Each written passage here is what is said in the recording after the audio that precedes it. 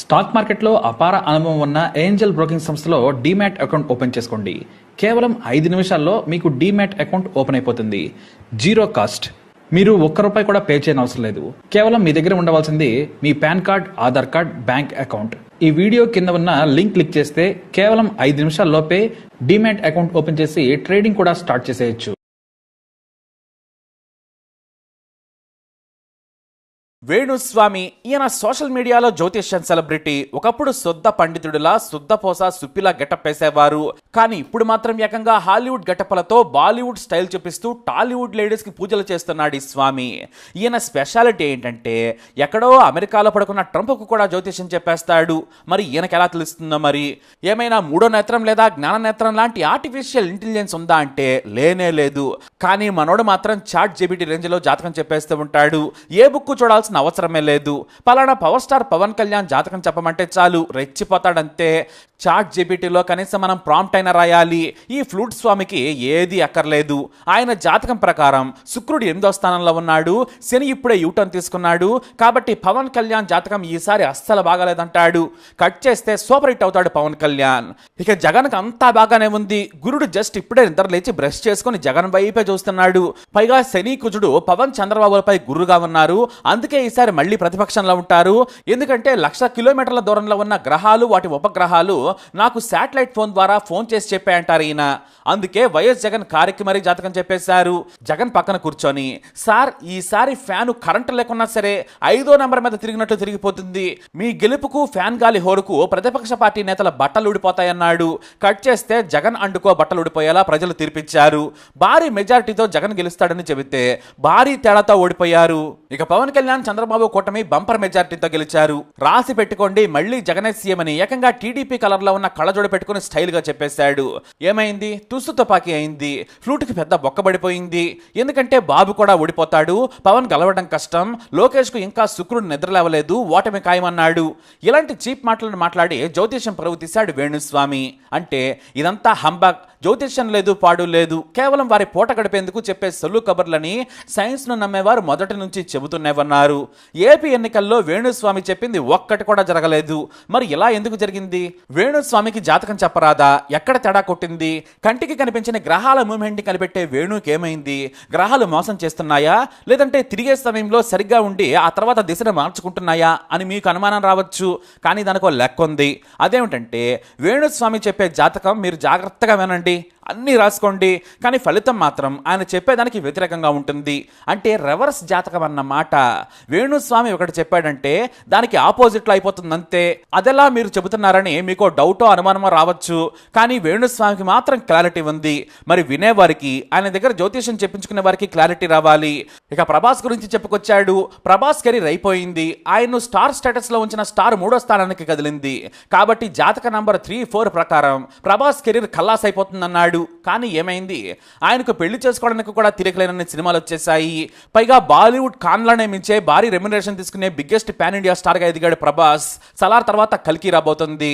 ఆ తర్వాత మారుతి సినిమా, ఆ తర్వాత స్పిరిట్. ఇలా చెప్పుకుంటూ పోతే లెక్కలేనన్ని. ఇంత గొప్పగా తెలుగు స్టార్ రేంజ్ ను పాన్ ఇండియా రేంజ్ లో తీసుకెళ్తే పనికెమ్మాలని జ్యోతిష్యం చెప్పి పరువు తీసుకున్నాడు వేణుస్వామి.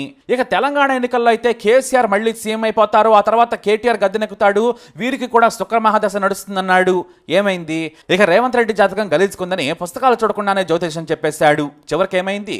కేసీఆర్ చిత్తుగా ఓడిపోయి ఇంట్లో కూర్చుంటే రేవంత్ సీఎం అయ్యారు. అంటే వేణుస్వామి చెప్పే జాతకానికి తలా తోక ఉండదన్నమాట. ఇది మాత్రమేనా అంటే చాలా ఉన్నాయి. ఐపీఎల్లో కోల్కతా నైట్ రైడర్స్ మీద విజయం సన్ రైజర్స్ దే అని చెప్పేశాడు. ఈసారి హైదరాబాద్ దే కప్ అని ఘంటాపథంగా చెప్పాడు.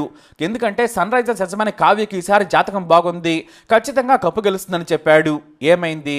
కప్పు పోయింది అంతే. మనోడు చెప్పాడంటే దానికి రివర్స్ లో జరుగుతుంది అంతే. ఇక గతంలో వరల్డ్ కప్లు జూనియర్ ఎన్టీఆర్ సీఎం అవుతాడని, శ్రీదేవి మరణం మీద బోకు జాతకాలు 1 కాదు 100. కానీ ఈసారి మాత్రం గట్టిగా తగిలింది. ఎంతలా అంటే మొహం పగిలిపోయేలా. జాతకం పేరుతో సామాన్యులను మోసం చేస్తూ పబ్బం గడుపుకొని కారులో తిరుగుతూ హీరోలా కళ్ళజోడ పెట్టుకుని రెచ్చిపోయాడు. వేణుస్వామికి రఘురామకృష్ణరాజు షాక్ ఇచ్చాడు. వాడో దరిద్రుడు, వాడికి జాతకం చెప్పడం రాదు, వాడు నేను గెలవాలని చెప్పాడు. ఆ రోజే నేను డిసైడ్ అయిపోయాను, ఆయన చెప్పింది ఖచ్చితంగా రివర్స్ జరుగుతుంది అని కౌంటర్ చేశాడు. ఇక ఇటు ఛానళ్లలో కూడా కొంతమంది హిందూ ధర్మాన్ని అపహాస్యం చేస్తూ జ్యోతిష్యంతో తప్పుదోవ పట్టించి మోసం చేస్తున్న వేణుస్వామి మీద తీవ్రమైన చర్యలు తీసుకుంటామని కూడా హెచ్చరించారు. ఈ మధ్య హీరోయిన్లకు సీక్రెట్ పూజలు చేస్తున్నాడట వేణుస్వామి. ఇది మనం కూడా చూసాం. మద్యం బాటిల్స్ మధ్యలో పెట్టి మరీ పూజలు చేస్తున్నాడు ఈయన. ఇతను చేసేవన్నీ ఇలాంటి పనులే మరి. అమాయకులైన హీరోయిన్లు, సీరియల్ ఆర్టిస్టులు, యాంకర్లు జ్యోతిష్య నివారణ పూజ చేయించుకుంటున్నారని నెటిజన్లు కమెంట్లు చేస్తున్నారు. ఇదంతా జరగడంతో ఇప్పుడు వేణుస్వామి ఇక జ్యోతిష్యం చెప్పననేశాడు. రాజకీయాల మీద జాతకాలు చెప్పనని, బుద్ధొచ్చి గడ్డి తిన్నాను క్షమించమనేశాడు. ఈ రివర్స్ జాతక చక్రం మిడతం బొట్ల హీరోకి ఇప్పుడు పేలిపోయింది.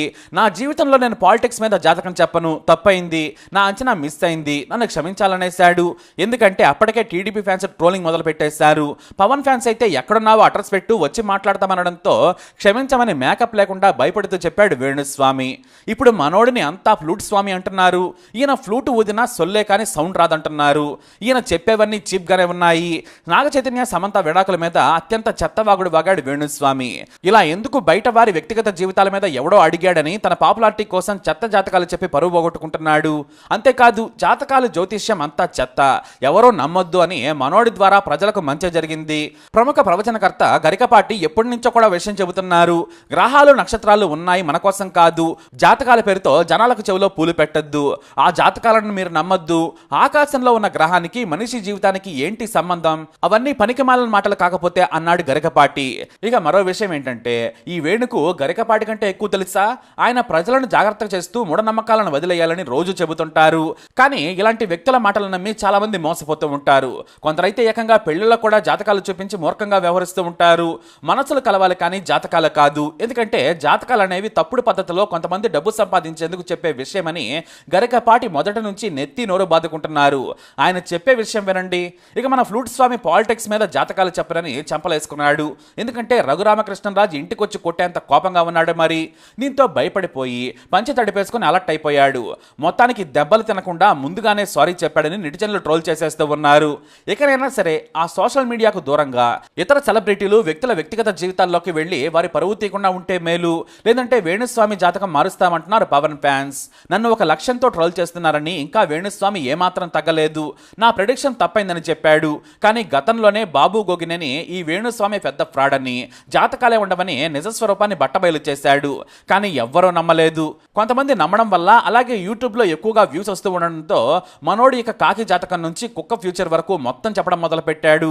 పైగా చెప్పడంలో కూడా కాన్ఫిడెన్స్ చూస్తే మాత్రం ముచ్చటేస్తోంది.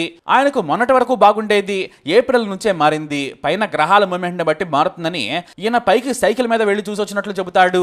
మన దేశంలో ఇదే దరిద్రం. ఎంత చదువుకున్నా కూడా ఇలాంటి పనికిమాలిన జాతకాలను నమ్మి మోసపోతూ ఉంటారు జనం. కాబట్టి ఈ మోసగాళ్లకు దూరంగా ఉండండి.